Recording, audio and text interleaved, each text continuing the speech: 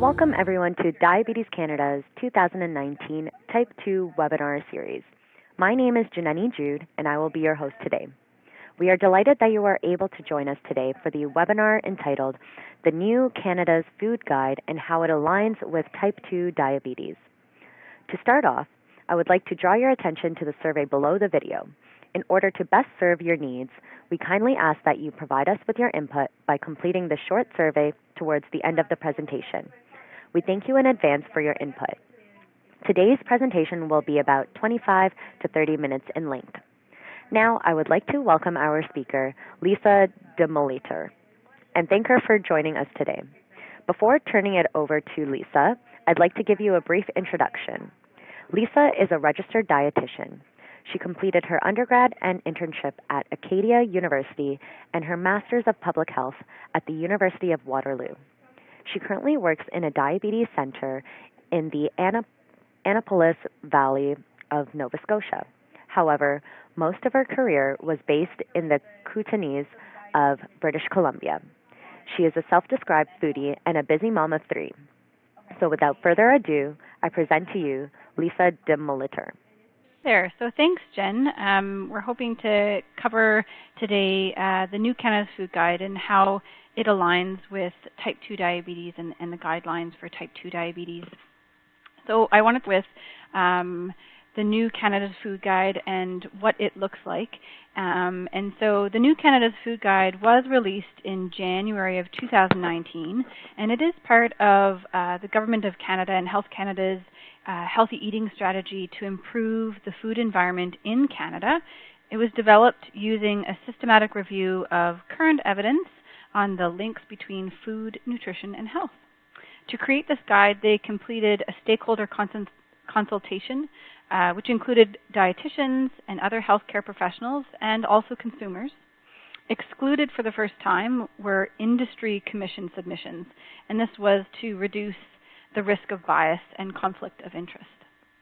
This is what it looks like, and so Canada's Food Guide, we saw on the previous slide the plate, which we'll explore a little further, and this is the reverse side of the snapshot.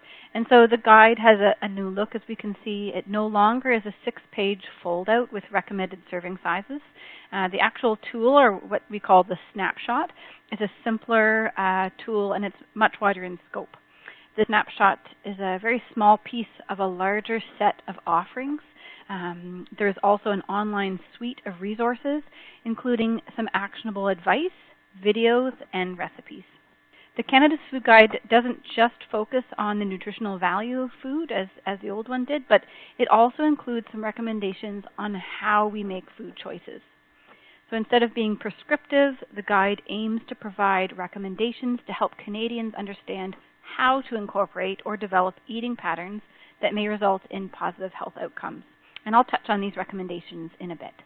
So we see here the title is There's No One-Size-Fits-All Approach to Eating, and I wanted to acknowledge this, no one-size-fits-all. In the world of food and nutrition, there are quite complex relationships because there are many reasons why we eat besides health.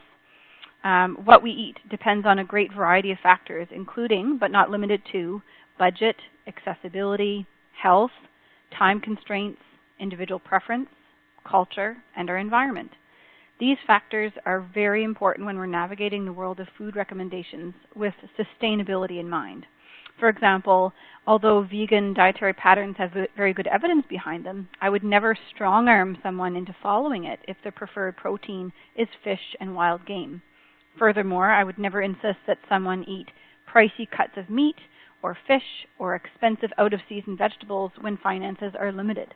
And so we really have to tailor our nutrition messages to make sure that people are happy with what they're eating and they're making a choice that's sustainable for them. Diabetes Canada and the American Diabetes Association recognize that there is good evidence behind many different types of dietary patterns or eating patterns. Some of these include the Mediterranean diet, DASH diets, low carbohydrate diets, and vegetarian or vegan patterns. I did want to make one little side note about low carbohydrate diets and safety. So for those who are living with diabetes, medical monitoring and management for the initiation of a low carbohydrate diet is so, so important, because there are medications that may need to be stopped, adjusted, or monitored very closely, and this is something that must be done in collaboration with your provider and healthcare team. So back to my slide. Because there are no one-size-fits-all approach to eating, and because many of the dietary patterns have such unique characteristics, it's really difficult to create one food guide for all Canadians. And I don't envy the job that had to be done here to fit this bill. So a brilliant analogy from a fellow dietitian, Stefania Palmieri, can help us understand the task of creating a food guide. So her analogy is that diets are like pants. We know that there are many different styles of pants. There's slim fit, skinny jeans, cargo pants, and bell bottoms. And Health Canada had to create a design of pants to fit many different patterns to meet fit the needs of all Canadians. So this is challenging because there's no one-size-fits-all pants. So they had to put out a general format for pants. So they need a waist, they need a zipper, and they need 2 legs. And other than that, there's a lot of freedom and movement within that pattern. They also give us some tips on how to wear the pants, and I'll talk about those later, but those are some of those recommendations on how to eat, so how to wear these pants. And we know that not all dietary patterns fit this general format, and low carbohydrate eating patterns are an example of this. So if you have a unique pattern and you need a good fit, it's good to talk to a tailor or a dietitian to have the pants altered to fit your body, or to have this pattern to suit your particular needs and health conditions. So I hope I did that analogy justice, and I hope that it made sense.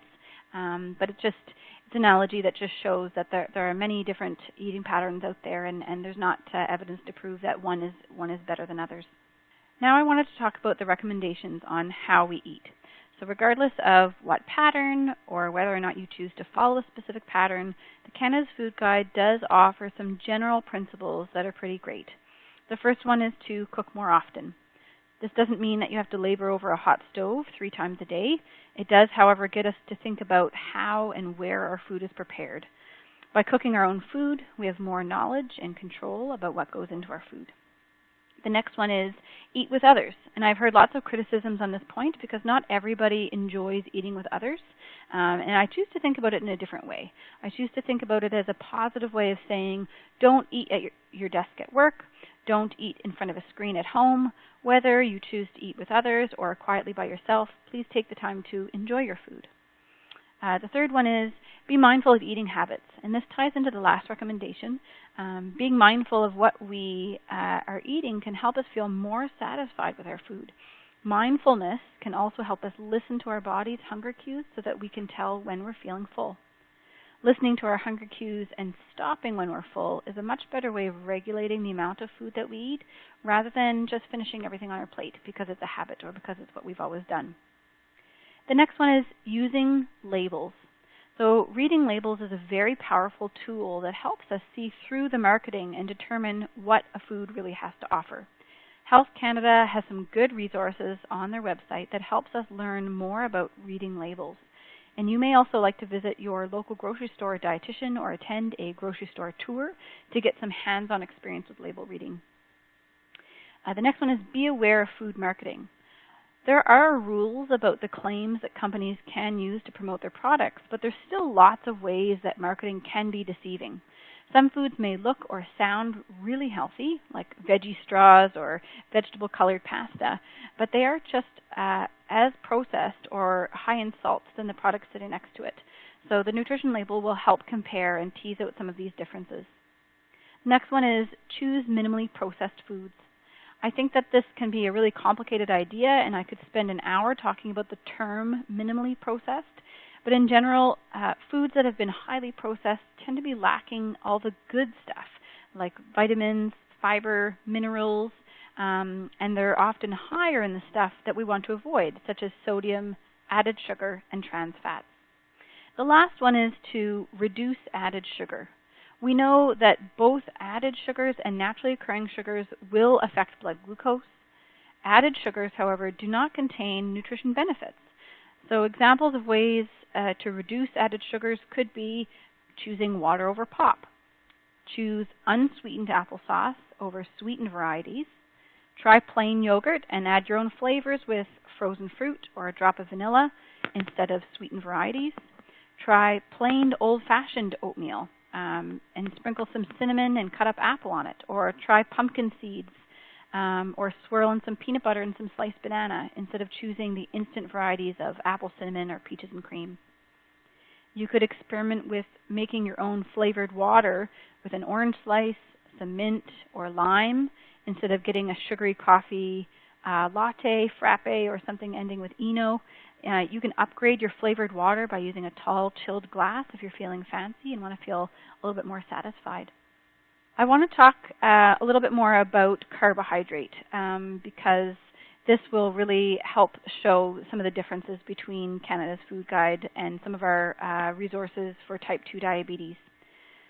Carbohydrate is found in many foods, including grains and starches, fruit, some vegetables, legumes, milk and milk alternatives, sugary foods, and many prepared foods.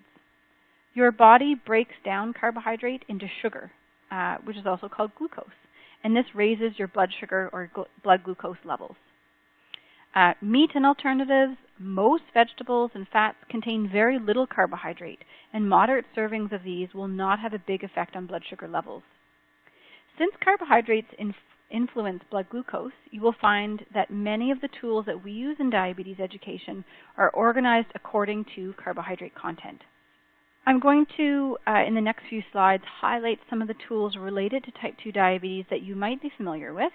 I do not intend to promote one tool over another, but these are just a few good visuals that I've gathered to illustrate my points today.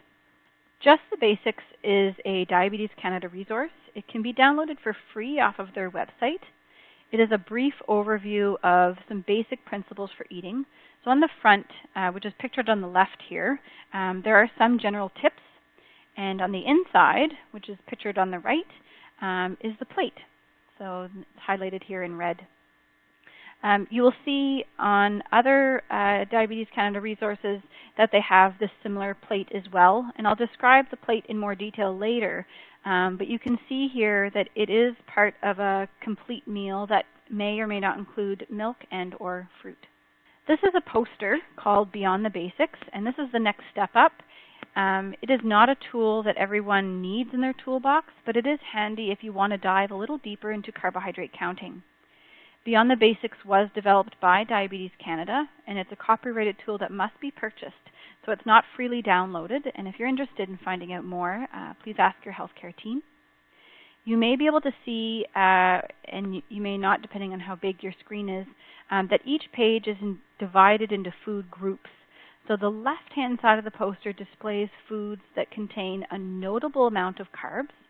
On the left-hand side, you can see the groups grains and starches, fruits, milk and alternatives, and other choices. The right-hand side of the poster displays foods that do not contain a significant amount of carb. So the food groups that we see here are vegetables, meat and alternatives, and fats. We can also see the plate image again at the top right there that we saw on the previous tool, Just the Basics. And that's highlighted in red. This is another example of a resource used for carbohydrate education. This 2-page handout is full of pictures, and it is called the Diabetes Food Guide, and it was developed by the Community Diabetes Education Program of Ottawa.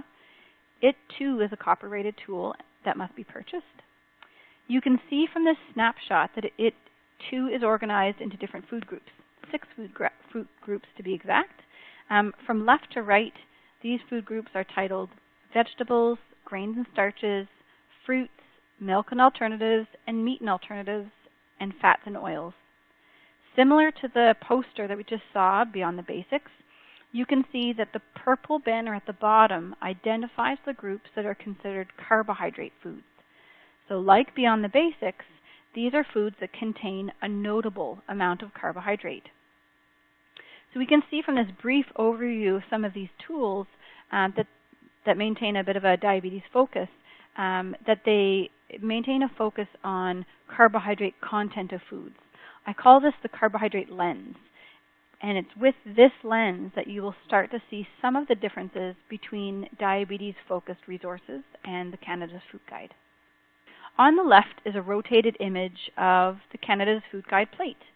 On the right is the plate from Diabetes Canada Resources. We see that the Canada's Food Guide plate is separated into 3 sections. The largest section takes up half the plate, and it contains vegetables and fruits. The remaining plate is divided into a quarter plate of whole grain foods and a quarter plate of protein foods. You will notice that the Canada's Food Guide classifies potatoes and sweet potatoes as vegetables. And you can kind of see those kind of on the top right.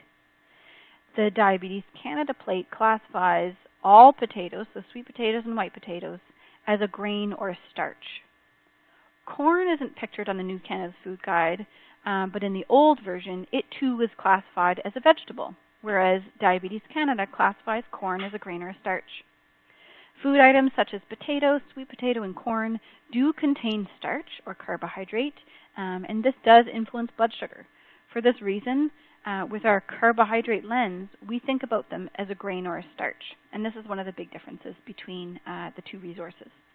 So if we go further into some of the more detailed resources on carbohydrate, on the left here we see the Beyond the Basics, and we see the little red squares on the top left here showing potatoes, sweet potatoes, and corn as classified in the grains and starches category.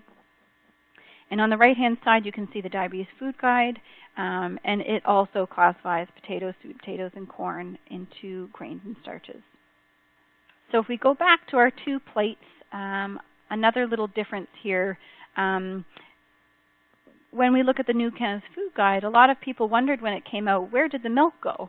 And the answer to that is that the milk is now classified in the protein category in the bottom right of the plate. And so it used to have its very own category, but now we see that yogurt, cheese, and milk are classified in the protein category. And so I wanted to talk about cheese for a moment. So cheese is made of milk, and many of us would put it in the same category as milk and yogurt, as is done in many versions of the Canada's Food Guide. However, because of how cheese is made, it contains very little carbohydrate and comparably more protein. So for this reason, with our diabetes lens, we would classify cheese into a different category than we would classify milk and yogurt, and I'll talk about those differences in a moment. So we'll turn again to our more detailed tools to take a closer look. So we see here that in the milk and alternatives, we have milk and yogurt. And when we look at the Diabetes Food Guide, we see that in the blue arch, we see milk and yogurt, and in the red arch, we see cottage cheese and regular hard cheese. And these are some of the differences because cheese is high in protein and lower in carb, and whereas milk does contain carbohydrate. For individuals living with diabetes, healthy eating recommendations cannot always be communicated in a one-page handout. There are many complex conditions that require more individualization and tailoring of nutrition messages. Some of these include kidney disease, inflammatory bowel disease, absorption and digestion issues, high-risk wounds, swallowing impairment, and many others. And these require conversation and input from the individual. And as medical needs change, so too will nutrition messages need to change, and further adjustments are needed. In these circumstances, it becomes very important to consult a registered dietitian and your healthcare team. Food security is a really important issue and one that is worth noting. So food insecurity is when somebody is without reliable access to a sufficient quantity of quality and affordable nutritious food. So being food insecure negatively impacts physical health, mental health, and social health. Adults living in a food-secure environment or situations are at higher risk of developing chronic diseases such as type 2 diabetes, with the risk increasing as the severity of food insecurity increases. Food security is a very important factor in any food conversation, and so my hope is that conversations about food and nutrition messages should always have that consideration of whether or not somebody has access or finances for food. A common criticism of the new Canada's Food Guide is that it is not affordable because it suggests that half of our food intake come from vegetables and fruits. And some have argued that with the focus on these plant-based proteins, such as beans and legumes, it kind of averages out because the plant-based proteins can often be cheaper and more economical to store. And so the argument is that with plant-based proteins, the average family of 4 would actually save 6.8% or about $1.90 a day on their food cost. But this also has the expectation that people know how to cook and prepare these plant-based proteins. So it's just a note that healthy food is not accessible to all, and we need to be mindful of that. So the new Canada's Food Guide does include some tips, such as following a budget and suggestions on how to use frozen, canned, and dried foods as more economical choices. And this isn't always enough. So this is where, again, speaking with your healthcare team or a dietitian can be helpful to help tailor those nutrition messages to those needs. In the vein of economics and eating on a budget, statistics show that more than $1,000 of our household food dollar ends up in the garbage every year. So this equates to about 140 kilograms of household food waste per year, which is astounding to me. These statistics and graphics that you see here are from a Canadian website called Love Food, Hate Waste, and it has some interesting information that might be helpful as we all try to stretch our food dollar and make healthful choices. And so it shows here that 30% of food waste is from vegetables. And so I know that a lot of us have really good intentions when we go to the grocery store and we buy up all these vegetables that look so good, and then they end up going bad in the fridge. And so trying to find strategies to be strategic with how we use these and being realistic on the amount of time that we have to prepare these is good and important. And the graphic on the right shows that 63% of our household food waste is food that could have been eaten and is avoidable. So in this same line of food waste, the graphic that you see here shows a little infographic that was created on which food should I eat first. And so if you go to the market and you buy a whole bunch of food on Saturday, which foods will kind of turn for the worst the soonest. And so this is one little strategy that you can use, just knowing which foods will go bad first. But if you check out their website, Love Food, Hate Waste, they have lots of different resources and discussions on how to plan out your meals, strategies on how to use up leftovers, and different ways to store your food on how to keep it fresh. Because we know that most of the food loss and food waste can be caused by preparation mistakes, lack of proper storage, different storage practices, trimming for consistency, mishap in products, spillage during handling, poor portion control, contamination, overproduction, and food safety concerns. And so this is a kind of a neat way to pick up some tips and resources on how to reduce your food waste. And so this is my last slide and kind of just what you need to know. And the first thing that you need to know is that there is no one-size-fits-all approach to eating. We all have different values and preferences, and we need to consider these when we're thinking about what foods we're going to eat. And know that the major difference between general resources such as Canada's Food Guide and diabetes-focused resources, like the ones that we showed today, is the carbohydrate lens. The consideration of whether or not a food will be affecting blood glucose or not. And then finally, I encourage you to use whichever resource or approach that works for you for your own wishes and needs, because we're all different. And so if using a very basic resource such as the plate method works for you, just making sure that you have a half a plate of veggies, if that works for you, then that's great.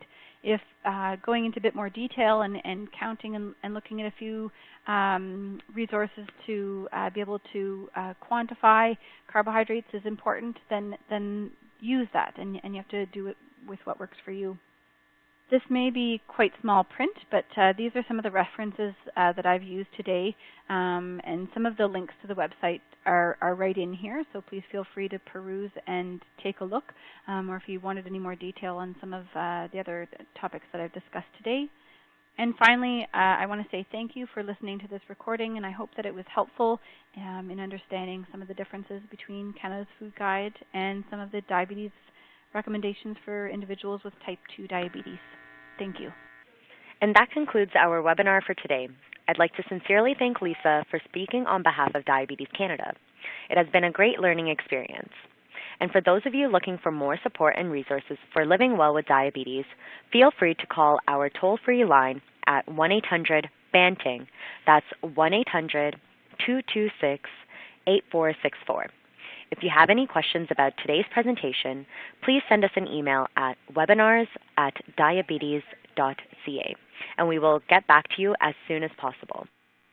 Thank you for joining us today. We hope you've enjoyed learning with Diabetes Canada and look forward to your participation in the future.